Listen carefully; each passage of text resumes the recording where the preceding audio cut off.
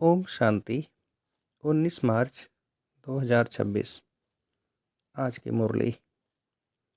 मीठे बच्चे, जैसे बाप दादा दोनों निरहंकारी हैं, देही अभिमानी हैं, ऐसे फॉलो फादर करो तो सदा उन्नति होती रहेगी।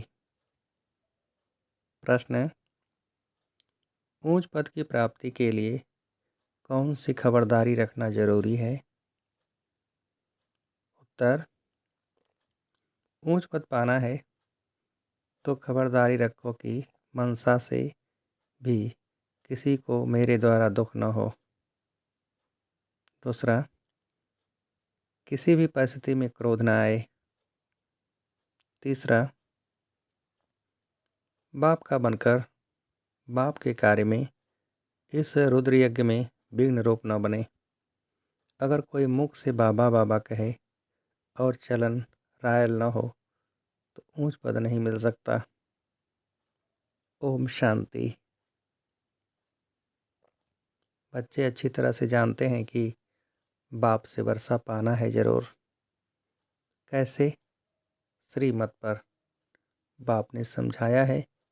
एक ही गीता शास्त्र है जिसमें श्रीमत भगवान वाच है। भगवान तो सबका बाप है। श्रीमत भगवान वाच तो जरूर भगवान ने आकर श्रेष्ठ बनाया होगा, तब तो उसकी महिमा है। श्रीमद् भगवद गीता अर्थात श्रीमद् भगवान वाच। भगवान तो जरूर ऊंचते ऊंच ठहरा। श्रीमद् भी उस ही की एक शास्त्र में गाई हुई है और कोई शास्त्र में श्रीमद् भगवान वाच नहीं है। श्रीमद् किसकी होनी चाहिए वह लिखने वाले भी समझ न सकें। उसमें भूल क्यों हुई है वह भी बाप आकर समझाते हैं। रावण राज शुरू होने से ही रावण मत पर चल पड़ते हैं। पहले कड़े ते कड़ी भूल इन रावण मत वालों ने की है। रावण की चमाट लगती है। जैसे कहा जाता है शंकर प्रेरक है, बाम शादी बनवाए हैं, वैसे 5 विकारों रूपी रावण प्रेरक है मनुष्य को पतित बनाने का। तब तो पुकारते हैं पतित पावन आओ। तो पतित पावन एक ही ठहराना। इससे सिद्ध है कि पतित बनाने वाला और है, पावन बनाने वाला और है। दोनों एक हो नहीं सकते। यह बातें तुम ही समझते हो नंबरवार पुरुषार्थ अनुसार। ऐसे मत समझना कि सभी को निश्चय है, नंबरवार हैं। जितना निश्चय है उतनी खुशी बढ़ती है। बाप की मत पर चलना होता है।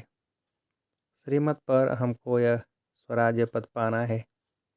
मनुष्य से देवता बनने में देरी नहीं लगती है। तुम पुरुषार्थ करते हो, मम्मा बाबा को फॉलो करते हो। जैसे वह आप सामान बनाने की सर्विस कर रहे हैं, तुम भी समझते हो हम क्या सर्विस कर रहे हैं और मम्मा बाबा क्या सर्विस कर रहे हैं। बाबा ने समझाया था कि शिव बाबा और ब्रह्मा दादा दोनों इकट्ठे हैं, तो समझना चाहिए कि सबसे नज़दीक हैं। इनका ही संपूर्ण रूप सूक्ष्मतन में देखते हैं तो ज़रूर यह तीखा होगा। परंतु जैसे बाप निरहंकारी है, देही अभिमानी है, वैसे यह दादा भी निरहंकारी है। कहते हैं कि शिव बाबा ही समझाते रहते हैं। जब मुरली चलती है तो बाबा खुद कहते हैं कि समझो कि शिव बाबा इन द्वारा सुना रहे हैं। यह ब्रह्मा भी जरूर सुनता होगा। यह न सुने और न सुनाए तो ऊंच पद कैसे पाए। परंतु अपना देह अभिमान छोड़ कहते हैं कि ऐसे समझो कि शिव बाबा ही सुनाते हैं।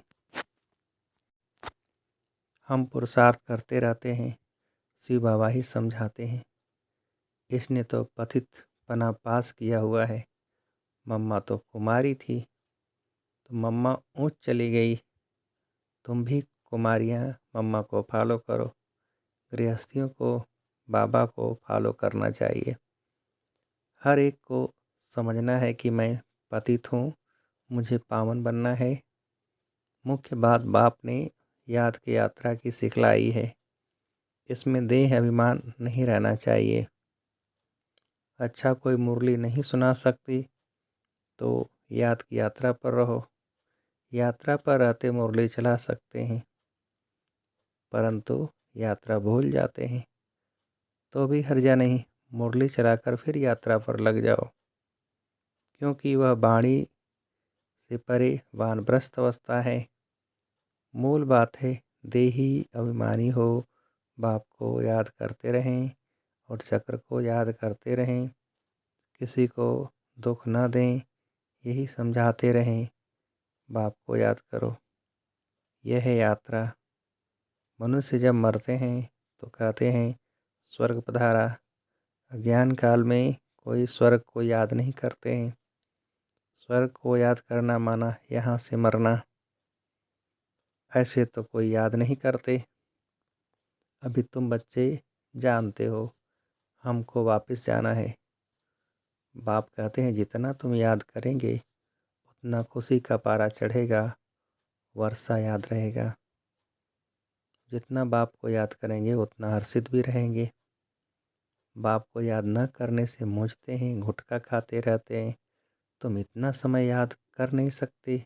बाबा ने आशिक मासूक का मिसाल बताया है।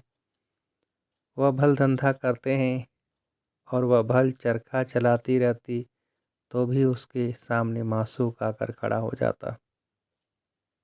आशिक मासूक को याद करते, मासूक फिर आशिक को याद करते। यहाँ तो सिर्फ तुमको एक बाप को याद करना है, वह सबका मासूक है। तुम बच्चे लिखते हो कि बाबा आप हमको याद करते हो। अरे जो सबका मासूक है वह फिर तुम आशिकों को याद कैसे कर सकेंगे? हो ही नहीं सकता। वह है ही मासूक, आशिक बन नहीं सकता। तुमको ही याद करना है। तुम हर एक को आशिक बनना है उस एक मासूक का। अगर वह आशिक बने तो कितने को याद करे? यह तो हो नहीं सकता। कहता है कि मेरे ऊपर पापों का बोझ थोड़े ही है जो किसको याद करो। तुम्हारे ऊपर बोझा है। बाप को याद नहीं करेंगे तो पापों का बोझा नहीं उतरेगा। बाकी मुझे क्यों किसको याद करना पड़े? याद करना है तो महात्माओं को। जितना याद करेंगे उतना पुण्यात्मा बनेंगे, पाप कटते जाएंगे।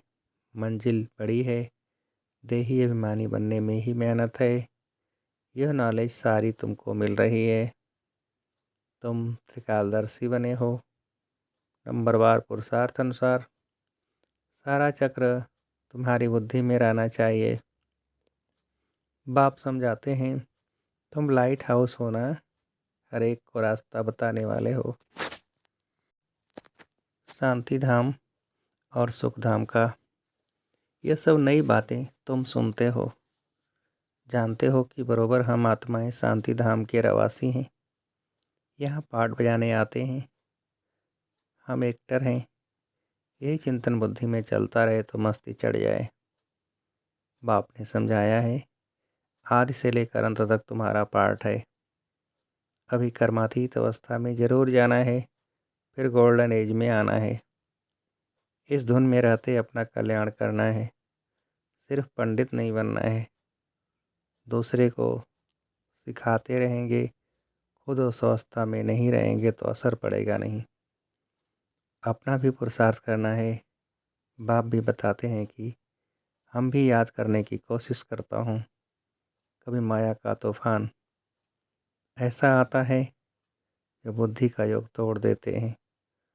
बहुत बच्चे चार्ट भेज देते हैं, वंडर खाता हूँ कि यह तो हमसे भी तीखे जाते हैं। शायद वेग आता है तो चार्ट लिखने में लग जाते हैं, परंतु ऐसी अगर तीखी दौड़ी पहने तो नंबर 1 में चले जाएं। परंतु नहीं, वह सिर्फ चार्ट लिखने तक है। ऐसे नहीं कि लिखते कि बाबा इतनों को आप समान बनाया, और वह भी लिखे बाबा हमको इसने यह रास्ता बताया है, ऐसा समाचार नहीं आता है। तो बाबा क्या समझेंगे, सिर्फ चार्ट भेजने से काम नहीं चलता, आप समान भी बनाना है। रूप और बसंत दोनों बनना है, नहीं तो बाप समान नहीं ठहरे। रूप भी बसंत भी एक्यूरेट बनना है, इसमें ही मेहनत है। देह अभिमान मार डालता है। रावण ने देह अभिमानी बनाया है, अभी तुम देही अभिमानी बनते हो। फिर आधा कल्प के बाद माया रावण देह अभिमानी बनाती है। देही अभिमानी तो बहुत मीठा बन जाते हैं, संपूर्ण तो अभी कोई भी बना नहीं है। इसलिए बाबा हमेशा कहते हैं कि किसी के भी दिल को रंज नहीं करना है, दुख नहीं देना है, सबको बाप का परिचय दो। बोलने करने की भी बड़ी रॉयल्टी चाहिए। ईश्वरी संतान के मुख से सदैव रत्न निकलने चाहिए। तो मनुष्यों को ये दान देते हो, रास्ता बताना है और समझाना है। तुम परमात्मा के बच्चे हो ना, उनसे तुमको स्वर्ग की राजाई मिलनी चाहिए। फिर अब वह क्यों नहीं है, याद करो, बरोबर बाप से वर्षा मिला था ना। तुम भारतवासी देवी देवताएं थे, तुमने ही 84 जन्म लिए। तुम समझो कि हम ही लक्ष्मी नारायण के कुल के थे। अपने को कम क्यों समझते हो। अगर कहते कि बाबा सब थोड़े ही बनेंगे, तो बाबा समझ जाता कि यह स्कूल का नहीं, अभी से ही थिरकने लग पड़ा है। तुमने 84 जन्म लिए हैं, बाप ने 21 जन्मों की प्रारब्ध जमा कराई व खाया फिरना यानी समाप्त होना शुरू हो गई। कट चढ़ते चढ़ते तुम प्रधान कौड़ी मिसल बन पड़े हो। भारत ही 100% सॉल्वेंट था। इन्हों को यह वर्षा कहाँ से मिला, एक्टर्स ही बता सकेंगे ना। मनुष्य ही एक्टर हैं, उनको यह पता होना चाहिए कि लक्ष्मी नारायण को बादशाही मिली कहाँ से। कितनी अच्छी अच्छी पॉइंट्स हैं। जरूर आगे जन्म में ही यह राज्य भाग्य पाया होगा। बाप ही पतित पावन है। बाप कहते हैं कि मैं तुमको कर्म अकर्म और विकर्म की गति समझाता हूँ। रावण राज्य में मनुष्य के कर्म विकर्म हो जाते हैं, वहाँ तुम्हारे कर्म अकर्म होते हैं। वह है दैवी सृष्टि। मैं रचता हूँ तो जरूर मुझे संगम पर आना पड़े। यह है रावण राज्य, वह है ईश्वरी राज्य। ईश्वर अब स्थापना करा रहे हैं। तुम सब ईश्वर के बच्चे हो, तुमको वर्षा मिल रहा है। भारतवासी ही सॉल्वेंट थे, अब इंसॉल्वेंट बन गए हैं। यह बना बनाया ड्रामा है, इसमें फ़र्क नहीं हो सकता। सबका झाड़ अपना अपना है, वैरायटी झाड़ है ना। देवता धर्म वाले ही फिर देवता धर्म में आएंगे। क्रिश्चियन धर्म वाले अपने धर्म में खुश हैं, औरों को भी अपने धर्म में खींच लिया है। भारतवासी अपने धर्म को बोलने के कारण वह धर्म अच्छा समझ चले जाते हैं। विलायत में नौकरी के लिए कितने जाते हैं, क्योंकि वहाँ कमाई बहुत है। ड्रामा बड़ा वंडरफुल बना हुआ है, इसको समझने की अच्छी बुद्धि चाहिए। विचार सागर मंथन करने से सब कुछ समझ में आ जाता है। यह बना बनाया अनादि ड्रामा है। तो तुम बच्चों को आप समान सदा सुखी बनाना है। यह तुम्हारा धंधा है, पतितों को पावन बनाना। जैसे बाप का धंधा वैसे तुम्हारा। तुम्हारा मुखड़ा सदैव देवताओं जैसा हर्षित होना चाहिए खुशी में। तुम जानते हो हम विश्व के मालिक बनते हैं। तुम हो लवली चिल्ड्रेन। क्रोध पर बड़ी खबरदारी रखनी है। बाप आए हैं बच्चों को सुख का वर्षा देने। स्वर्ग का रास्ता सबको बताना है। बाप सुख करता दुख हरता है, तो तुमको भी सुख करता बनना है। किसको दुख नहीं देना है। दुख देंगे तो तुम्हारी सज़ा 100 गुना बढ़ जाएगी। कोई भी सज़ा से बच नहीं सकता। बच्चों के लिए तो खास ट्रिब्यूनल बैठती है। बाप कहते हैं कि तुम विघ्न डालेंगे तो बहुत सज़ा खाएंगे। कल्प कल्पांतर तुम साक्षात्कार करेंगे कि फलाने यह बनेंगे।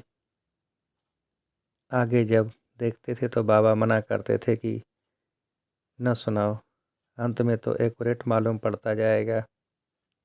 आगे चलकर जोर से साक्षात्कार होंगे, वृद्धि तो होती जाएगी, आबों तक क्यों लग जाएगी।